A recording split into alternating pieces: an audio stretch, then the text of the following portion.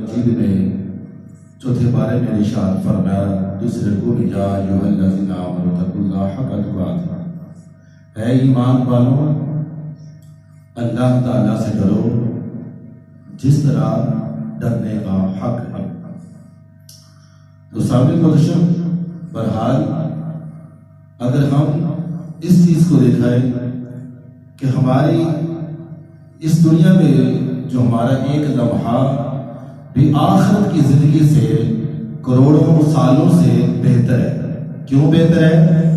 اس لیے کہ ہم اس جہان میں موجودہ دور میں اپنی حیاتی زندگی میں جو انجانے میں ہم سے گناہ ہو جاتا ہے، جو غلطیاں کر لیتے ہیں اور اللہ تعالیٰ کی بارگاہ میں ہم آ جاتے ہیں اور معافی مانگتے ہیں تو اللہ تعالیٰ ہمیں معاف کر دیتا ہے۔ تو اسی طرح دوسرے مقام پر ارشاد فرمایا کہ جو آدمی سچے دل نیت کے ساتھ توبہ کرتا ہے، اللہ رب العزت اس کے گناہوں کو ایسے معاف کر دیتا ہے جیسے اس نے کبھی گناہ کیا ہی نہیں تھا۔ تو قرآن مجید میں بھی ارشاد فرمایا الا من تاب وآمن وعمل صالحا، کہ جو توبہ کرتا ہے، ایمان لے آتا ہے، نیک اعمال کرتا ہے، اللہ تعالیٰ اس سے پھر انعام دیتا ہے۔ فَأُولَٰئِكَ يُبَدِّلُ اللَّهُ سَيِّئَاتِهِمْ حَسَنَاتٍ، اللہ تعالیٰ اس گناہگار کے پچھلے گناہوں کو نیکیوں میں تبدیل فرما دیتا ہے جب وہ سچے دل نیت کے ساتھ توبہ کر لیتا ہے۔ تو سامنے محتشم ہم اپنی زندگی میں اللہ تعالیٰ کا خوف اپنے دلوں میں رکھنا چاہیے، کیونکہ اگر ہم موجودہ دور میں معافی نہیں مانگیں گے، توبہ نہیں کریں گے، تو کل قیامت کے دن اللہ تعالیٰ اس وقت اگر ہم معافی مانگیں گے تو اللہ معاف نہیں کرے گا۔ معافی مانگنے کی جگہ یہ ہے، عبادت کرنے کی جگہ یہ ہے، تو بڑے سے بڑا گناہ بھی ہو اللہ تعالیٰ معاف کر دیتا ہے۔ اللہ تعالیٰ کی رحمت سے نا امید نہ ہونا چاہیے، کیونکہ اللہ تعالیٰ خود ارشاد فرماتا ہے قرآن پاک میں 24 بارے میں لا تقنطوا من رحمت اللہ، اللہ تعالیٰ اے میرے بندے اپنے رب کی رحمت سے کبھی نا امید نہ ہونا۔ ان اللہ یغفر الذنوب جميعا، بے شک تیرا رب بڑے سے بڑا گناہ بھی معاف کرنے والا ہے۔ تو سامنے محتشم اب جو ایمان ہے وہ خوف اور امید کے درمیان کا ایک راستہ ہے۔ جس طرح ایک آدمی کو شوگر ہے، اگر لو شوگر ہے آپ اسے میٹھی چیز دیتے ہیں، کوئی مٹھائی دیتے ہیں اور اسے کوئی نقصان نہیں ہوتا۔ اگر کسی شخص کی شوگر بہت زیادہ ہیوی ہائی لیول پہ ہے اور وہ مٹھائی کھائے تو اس کی نقصان ہے، کیوں؟ میٹھی چیز کو اسے دور رکھا جائے۔ اور اسی طرح ایمان خوف اور امید کے درمیان کا راستہ ہے۔ تو سامنے محتشم جو اللہ تعالیٰ کے خوف سے ڈرتا ہے، جیسا کہ آپ نے سنا ہوگا کہ ایک شخص بنی اسرائیل کے جس نے 100 انسانوں کا قتل کیا، اتنا بڑا گنہگار، جب وہ توبہ کی نیت سے نکلتا ہے کہ تاکہ آخرت کا سامان بن جائے، وہ کسی سے پوچھتا ہے، بتانے والے اسے بتلاتا ہے کہ فلاں بستی میں چلے جاؤ، وہاں اللہ والے رہتے ہیں جو اللہ تعالیٰ کا ہر وقت ذکر کرتے رہتے ہیں، اور شاید تمہاری وہاں کوئی آخرت کا بخشش کا سامان بن جائے۔ اللہ تعالیٰ کے جو ولی ہوتے ہیں وہ اللہ کے دوست ہوتے ہیں، اور وہ شخص جس نے 100 انسانوں کا قتل کیا، سامنے محتشم وہ نکل پڑتا ہے۔ جب دوران سفر توبہ کی نیت سے جا رہا ہے اللہ والوں کے پاس، تو راستے میں اسے موت آ جاتی ہے، اس کا انتقال ہو جاتا ہے، پہنچا نہیں ہے، مگر نیت دل کی ارادہ صاف تھا، کیا توبہ کر لیتا ہوں۔ اور کیا ہوا کہ جنت کے فرشتے بھی آ جاتے ہیں، دوزخ کے فرشتے بھی آ جاتے ہیں اس کی روح کو لینے کے لیے۔ دوزخ کے فرشتے کہتے ہیں کہ اس گنہگار کی جو 100 انسانوں کا قاتل ہے، اس کی روح کو ہم لے کر جائیں گے۔ اور جنت کے فرشتے کہتے ہیں کہ نہیں، بے شک یہ 100 انسانوں کا قاتل ہے، مگر ہم اس کی روح کو لے کر جائیں گے کیونکہ یہ توبہ کی نیت سے نکلا تھا۔ اب جنت کے فرشتے اور دوزخ کے فرشتوں میں آپس میں یہ بحث ہو جاتی ہے، معاملہ کسی نتیجے پر نہیں پہنچتا، تو وہ اللہ تعالیٰ کی بارگاہ میں عرض کرتے ہیں، جنت کے فرشتے اور دوزخ کے فرشتے، مولا تو ہی فیصلہ فرما، حکم دے کہ اس شخص کے ساتھ کیا معاملہ کیا جائے۔ اللہ رب العزت نے فرمایا کہ زمین کو ناپ لیا جائے، اگر یہ شخص اپنی بستی کے قریب ہے، اللہ والوں کی بستی کے میں پہنچا نہیں ہے، تو دوزخ کے فرشتے سے لے جائیں، اگر اللہ والوں کی بستی میں پایا گیا ہے اور پھر ایسا کریں کہ جنت کے فرشتے اس کو جنت میں لے جائیں۔ ناپنا شروع کر دیا اللہ تعالیٰ کے حکم سے، اللہ تعالیٰ کی رحمت جوش میں آ گیا کہ گنہگار ہو اور توبہ کی نیت سے نکلے اور میرے دوستوں کے پاس پہنچے بنا اور اسے موت آ جائے، پھر وہ دوزخ میں چلا جائے۔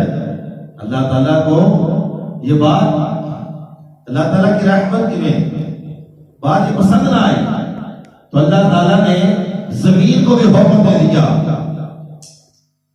اور زمین بھی آپس میں ملنے لگی، اور جب کم حصہ تھا اللہ والوں کی طرف اس کو اتنا کم کر دیا، اور جو اپنی بستی میں بہت زیادہ تھا اس کو اتنا ہی رہنے دیا۔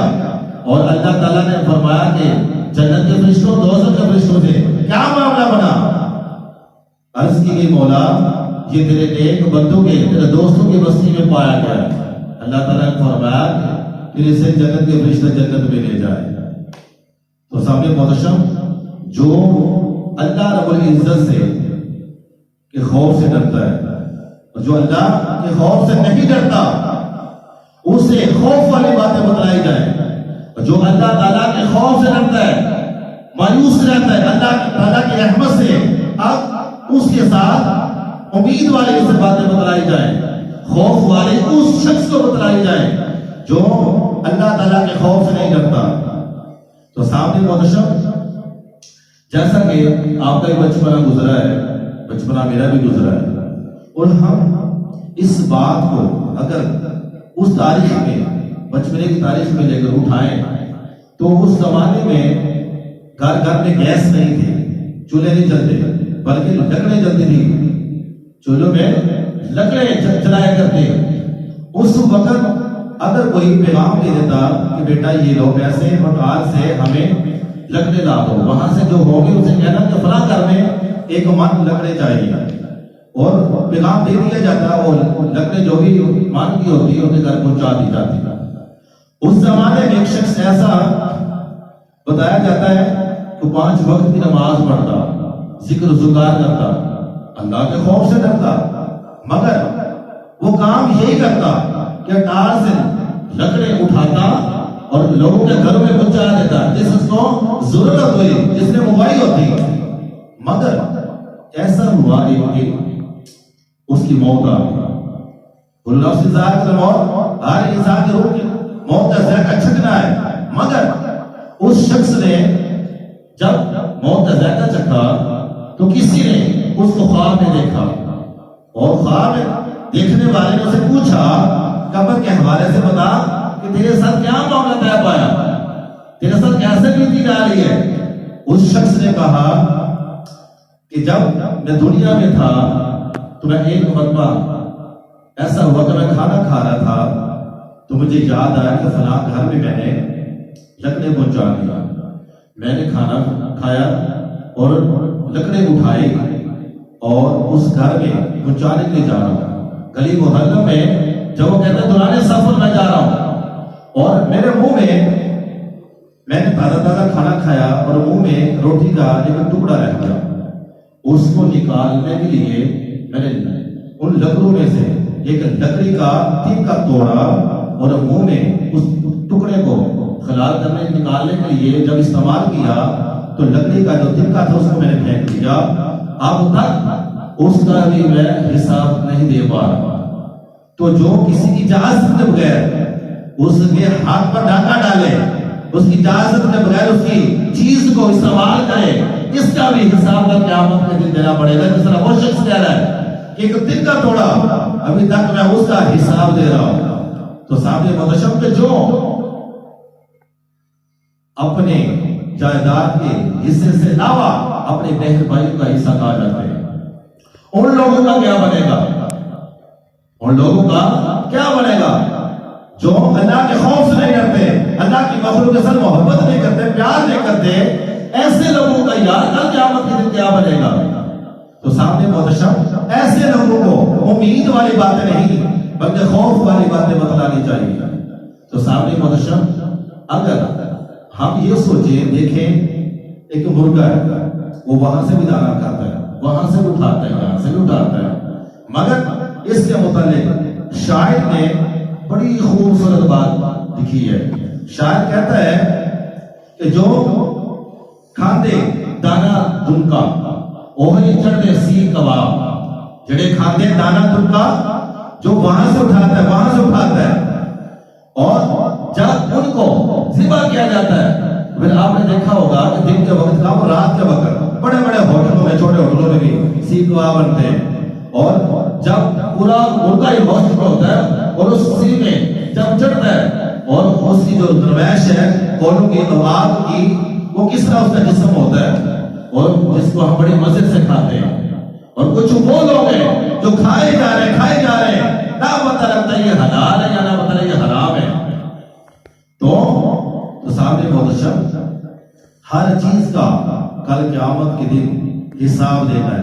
ہر کسی کو اپنے گریبان میں جان کر دیکھنا چاہیے کہ میں کس کا حق کھا رہا ہوں، میں کس کا زیادتی کر رہا ہوں، میں اپنے بہن بھائیوں کے ساتھ، اپنے رشتہ داروں کے ساتھ کیسے برتاؤ کر رہا ہوں. یہ کل اس کا حساب دینا ہے.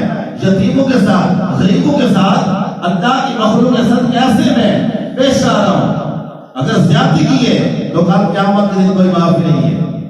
اللہ تعالیٰ فرماتا ہے اللہ واللہ تکریمون الیتیم، میری مخلوق کے ساتھ محبت کرو، میں تم سے محبت کروں گا. تو سامنے محتشم اب ایک آدمی حال بھی نہیں چلا رہا. پہلی میں جو اس کی زمین ہے، اگر آپ نے گاؤں دیہاتوں میں دیکھا ہوگا، اگر ایک آدمی حال بھی نہیں چلا رہا، اس میں پانی بھی نہیں ڈال رہا، دانا بھی نہیں ڈال رہا، وقت وقت اس میں کھاد نہیں ڈال رہا، اب وہ جس امید پر ہے وہ گوڈی بھی نہیں کرتا، کوئی محنت نہیں کرتا، اور یہ کہیں جا رہا ہے کہ بڑا اچھا پھل لگے گا، بڑے اچھے آم ہوں گے، میٹھے ہوں گے، اور بڑی عمدہ فصل ہوگی، دانے بڑے عمدہ ہوں گے. تو سامنے محتشم کیا جو آدمی محنت نہیں کرتا اس کو کیا پھل ملتا ہے؟ اگر ایک آدمی کام پہ نہیں جاتا تو کیا اس کی فیکٹری والا مالک اس کو یوں ہی سیلری تنخواہ دے دے گا، دیہڑی دے دے گا؟ نہیں. جب تک کام نہیں کرے گا اس کو اس کا رزلٹ نہیں ملے گا. اور ایک آدمی ہل بھی چلا رہا ہے، ایک آدمی زمین پہلی میں اپنی میں پانی بھی لگا رہا ہے اور دانا بھی ڈال رہا ہے اور وقت گوڈی بھی کر رہا ہے. اب اگر بندہ یہ سمجھے کہ ساری محنت میں نے کی، مشقت میں پڑھ کر میں نے یہ کام کیا، اور فخر کرے اور تکبر کرے، اور اسے تو ایسا نہیں کرنا چاہیے. بندے تیرا کام ہے محنت کرنا اور پھل لگانا یا نہ لگانا یہ عرش والے رب تعالیٰ کا کام ہے. تو سامنے محتشم اس کے تو کہا گیا مالی کا کام پانی دینا، پر مشکا پاوے. مالی کا کام پانی دینا تے پر مشکا پاوے. تو پھل لگانا یا نہ لگانا یہ عرش والے رب تعالیٰ کا کام ہے. ہمارا کام ہے تو ہم محنت کریں. ہم محنت کی صورت میں ہم 5 وقت اپنے اس کھیتی، اس وجود کو پانی لگاتے ہیں. وہ کس طرح کا پانی لگاتے ہیں؟ فجر، ظہر، عصر، مغرب، عشاء، اور نماز پڑھتے ہیں، پھر اللہ کی مخلوق کے ساتھ محبت کرتے ہیں، اللہ کی عبادت کرتے ہیں، اللہ اور اس کے رسول کے بتائے طریقوں پر چلتے ہیں. تو سامنے محتشم پھر دل میں، سینے میں جو دل ہے اس کے اندر ایک امید کا درخت اگنا شروع ہو جاتا ہے. جب اس کی جڑیں مضبوط ہو جاتی ہیں، شاخیں دائیں بائیں ہو جاتی ہیں، پھر کل قیامت کے دن اس کا پھل بھی ہم کھائیں گے. اور جب قیامت کے دن کوئی سایہ نہیں ہوگا، اتنی گرمی ہوگی، اور جو درخت ہم نے جو بیج دنیا میں لگا دیا ہے محنت کا اور اللہ کے خوف سے ڈرتے ہوئے، پھر یہ درخت ہمیں اس وقت سایہ بھی مہیا کرے گا۔ تو صاحب محتشم، ہم تو بڑی بڑی باتیں لوگوں کو بتلاتے ہیں، خود کتابوں میں پڑھتے ہیں، امید والی باتیں پڑھتے ہیں اور بتلاتے ہیں، مگر خوف والی کوئی بات نہیں بتلاتا۔ اللہ تعالیٰ کے خوف سے ڈرنا چاہیے۔ تو صاحب محتشم، ہمیں چاہیے کہ ہم اپنے والدین کا ادب احترام کریں گے۔ تو آپ اندازہ لگائیں، اگر اللہ تعالیٰ قرآن مجید میں یہ ارشاد فرماتا ہے أَفَنَجْعَلُ الْمُسْلِمِينَ كَالْمُجْرِمِينَ، کیا مسلمان اور مجرم دونوں کٹھے ہو سکیں گے؟ نہیں، ایک اللہ کے خوف سے ڈر رہا ہے، خوف زدہ ہے، ایک بے خوف ہے۔